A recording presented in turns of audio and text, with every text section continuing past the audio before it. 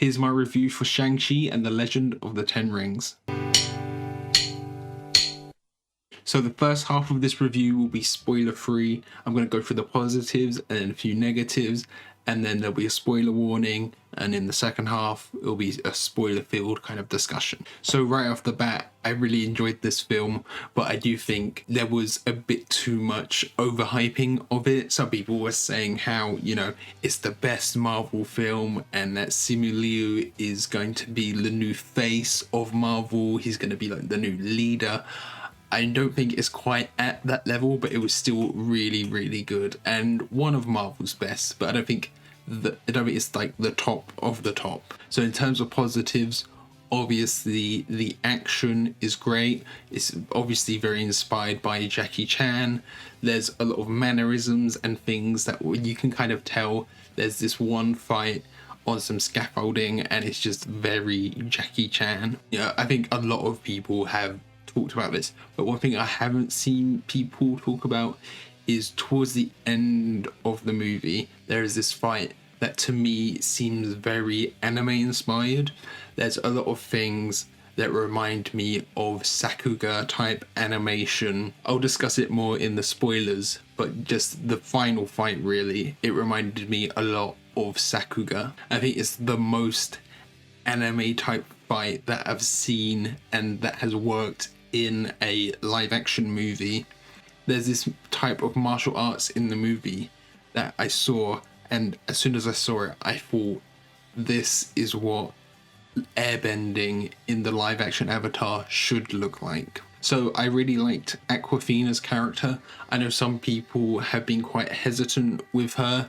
They don't really like some of her other roles. I had never seen her in anything else, but I really enjoyed her role here as Katie. I really enjoyed their friendship, and I liked that it was just a friendship. There was no romantic interest there.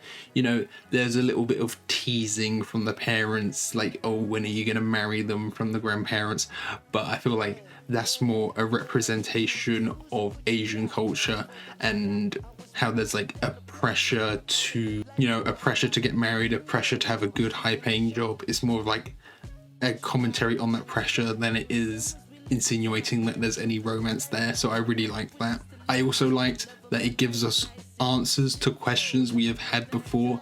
It, you know, I'm not going to spoil anything yet, but it does give us some answers for things in Iron Man 3 and ties back into that.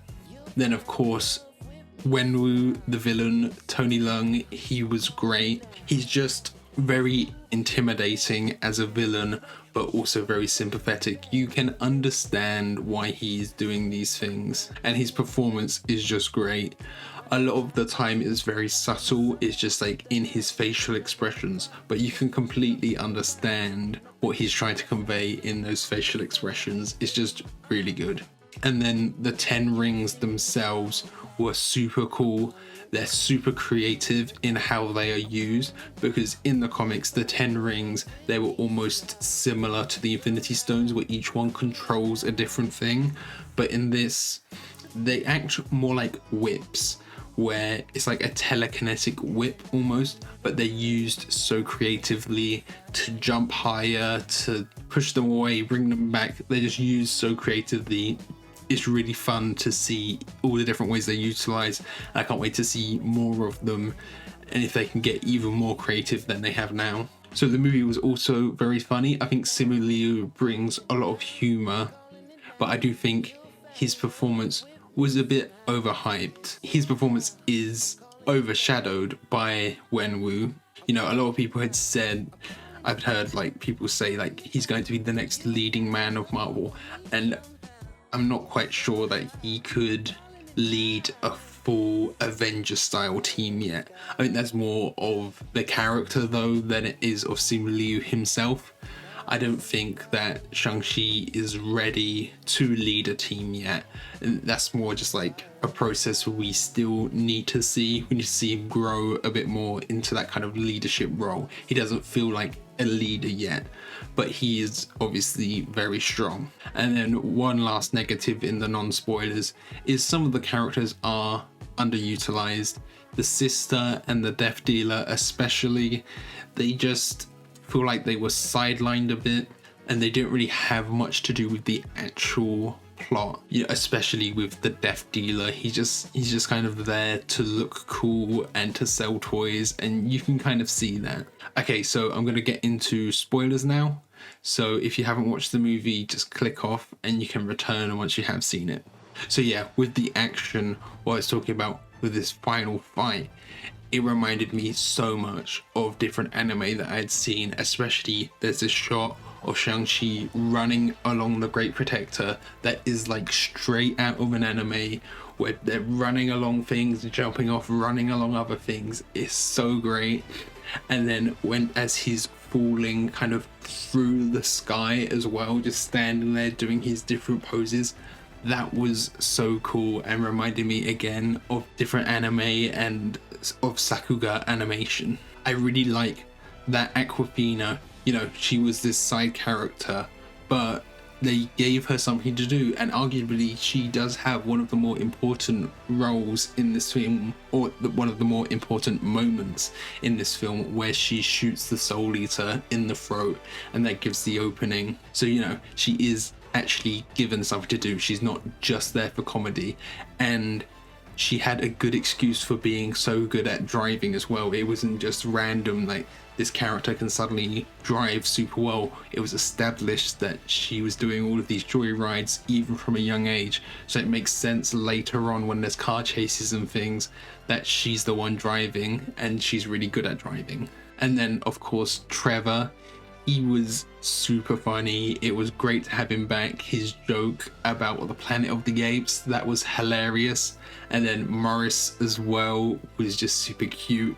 There's obviously an element of Morris that's just there to sell toys, but he was still really cute and did serve a purpose in the movie. And then there's a lot of questions with Trevor that were answered, you know, how the Mandarin, how he was appropriating the name of Wenwu, and then he said like Mandarin was like a fake name to be more palatable to American audiences. I really like that little moment where Wenwu was like, they were scared of an orange. That was great.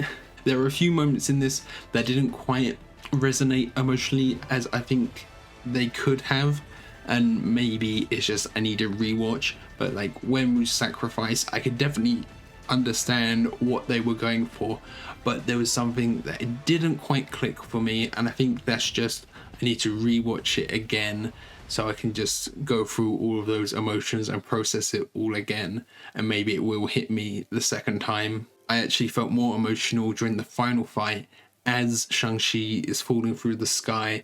The beautiful music is playing. That song is gorgeous, and I started crying as he's falling through the sky. He's doing his poses and the rings are destroying the Soul Eater. That moment was great.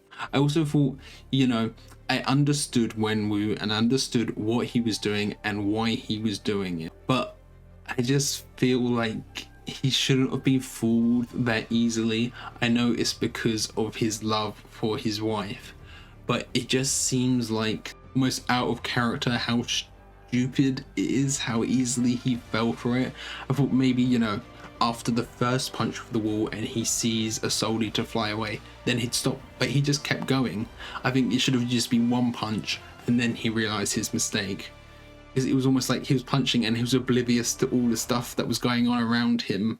I don't know, it was just a bit weird. I feel like maybe they could have done something a bit different with him wanting to open the gate. Like, I don't think he should have been fooled that easily. They could have given him another reason to open the gate. I don't know. One other negative, I feel like you can kind of see a lot of similarities here to Black Panther.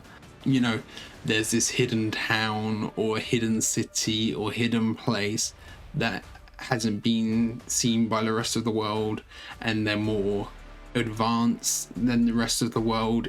That's very similar to Wakanda. And then they have these dragon scales that they use for everything, and it's kind of similar to vibranium in a way, not in its use, because vibranium, it absorbs the vibrations, but just kind of in the idea that there's this other culture and they have this material that they use for all of their weapons and their armor. there was a bit too much crossover there, I guess. And I feel like a lot of people could, complain about that and saying, they're just copying Black Panther, I guess. I'm not saying that they're copying Black Panther, I'm just saying that people could think that. Another positive is the music. I thought the score was really beautiful. There's this song, it's just like dun dun dun dun dun dun dun dun dun dun dun dun dun, and it's just so epic. The way Shang Chi was falling through the sky, that song was great. Then of course the album, they have all of these 88 Rising artists, and I love 88 Rising. I love Rich Brian. I have The Sailor on vinyl. Is my favorite album of 2018. I love Rich Brian. And then there was other artists. There was Nicki on there, there was Anderson .Paak on there. I wish Joji was on there as well, but I guess, for some reason he wasn't. But still, it was so great having all of these Asian artists getting to represent themselves. These movies, they're just a big win for these other communities that are underrepresented in film, and it's always great to see, kids can see themselves represented in these movies. I definitely think that this is one of the best origin stories from Marvel. A lot of the time, the origin films can feel a bit repetitive and formulaic, and there are some elements here that do remind you of Marvel movies, but it can distinguish itself because of the heart of this movie is a lot more grounded. Really, it's a bit of a smaller scale movie in terms of it's mainly about a father-son dynamic rather than saving the world. That does play into it right at the end. There needs to be some big spectacle, but the heart of the movie is the family dynamic, and I think that works really well because it can give you stakes without the end of the world being at stake, you know what I mean? And I do really like a bit more of a personal story than these big grand ones that can almost feel a bit too disconnected to actually be relatable. And it means, if things are lower stakes, it means our heroes can lose in some ways. Obviously Shang-Chi didn't lose his fight against the Soul Eater, but he lost his father, and there's other ways, you can make things lower stakes, but it means there's a lost state that doesn't mean death or doesn't mean the end of the world for the heroes, if you understand what I mean. So yeah, that's my review for Shang-Chi. I hope you enjoyed this. If you did, consider leaving a like or comment your thoughts. If you agree with me, if there's anything you disagree with me, I'd love to have a conversation about this. And if you really love this video, make sure to subscribe, because I'll be doing reviews for all of the upcoming Marvel movies, Eternals, Spider-Man No Way Home. I have some videos on trailer reactions for those if you're interested. So yeah, thanks for watching. Bye.